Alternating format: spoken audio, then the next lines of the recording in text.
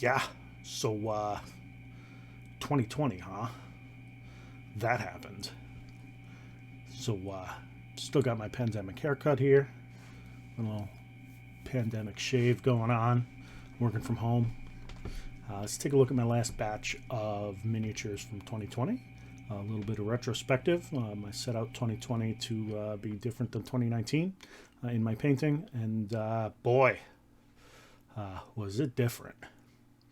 So let's take a look here at this batch of minis. So my last batch of minis here is a big smorgasbord. Did a couple of Reaper bones. Got one of their sacrificial altars here. Have some kind of armored ogre, a troll, and then of course an Etten painted up.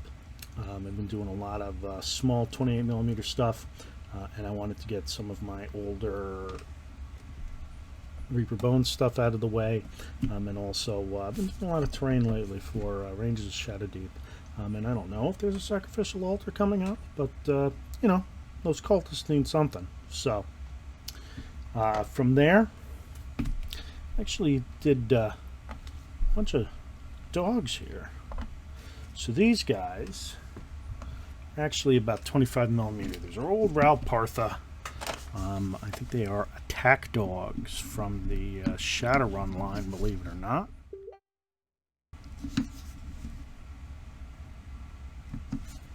And then a couple from Rebel Minis. I'm not sure where they acquired these guys from, but they do a pack of, I think, 4 or 5 different, just regular old dogs. Tiny little bulldog. He got put on a 20mm base since he's smaller.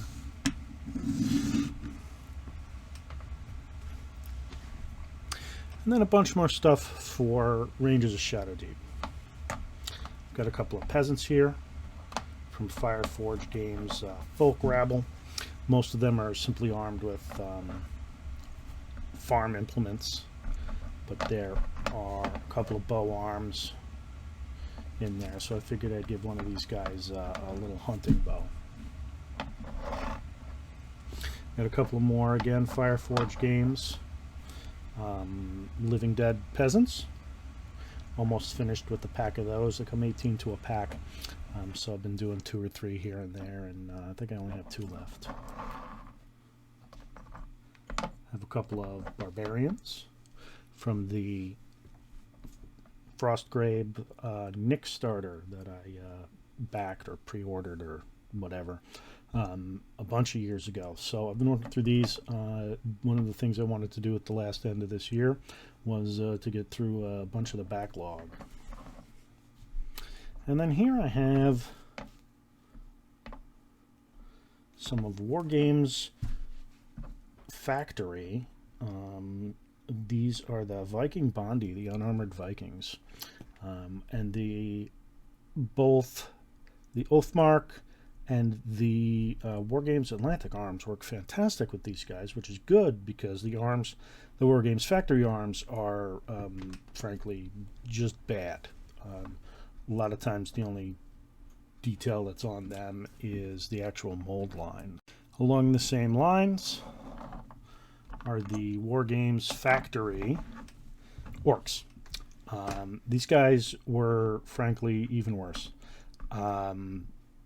What I did really love about these is not only were they inspired by some really old school Tolkien artwork, or pardon me, Lord of the Rings artwork. Tolkien didn't do it. They're in a lot of cases literal rip-offs. I don't know how they didn't get sued for this. They're literally copies of a bunch of old Lord of the Rings artwork. They're fantastic. I love them, but their hands suck. The arms suck. The weapons are spindly and break all the time. So these are a couple of just straight War Games Factory ones. I've added a little, it's like a sugarcane machete or something off of the Folk Rabble kit. And then just praying that these don't break. And then one Mantic Zombie. slipped in there in the mix to kind of get them out of the way. I've had a pack of 100 or so of these from one of Mantic's clearance sales a couple of years ago. So need to get these out of the way too. So most of this stuff was at least a year old, with the exception of the Fireforge game stuff. Everything here has been sitting around for a year or more. Took the last 2 weeks of the year off, so I got a lot of painting done in those last 2 weeks, adding somewhere around 50 figures to my painting total.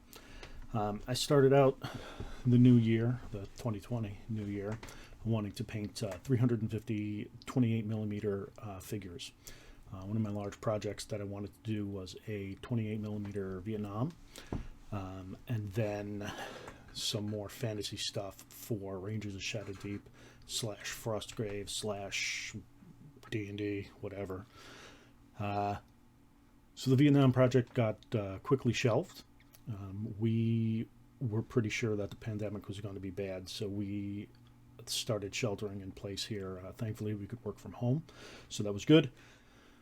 My goal of 350 28 millimeter figures was quickly surpassed. By the middle of the year, I'd already blown past 350, and I was climbing on up. I was mixing 15 millimeter, 6 millimeter, 28 millimeter, making a whole bunch of terrain for Rangers of Shadow Deep, because myself, my wife, and my 2 oldest sons could easily play it here, since we couldn't go out and play D&D anymore. Ended the year with about 1,250 assorted figures painted.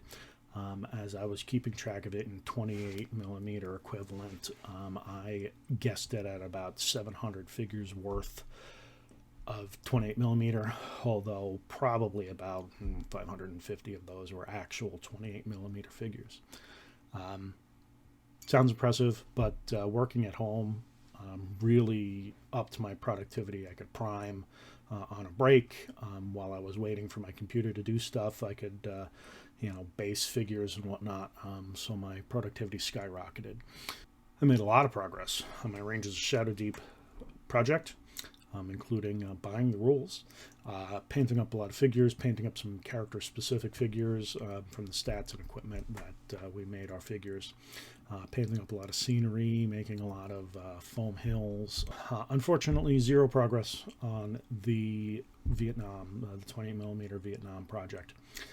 One of the other guys that I game with regularly is doing a bunch of his Marines up, and a bunch of VC, and I wanted to do a airborne unit. I have a 5 or 6 Huey helicopters, gunships, and regular transports, and I need to buy some figures.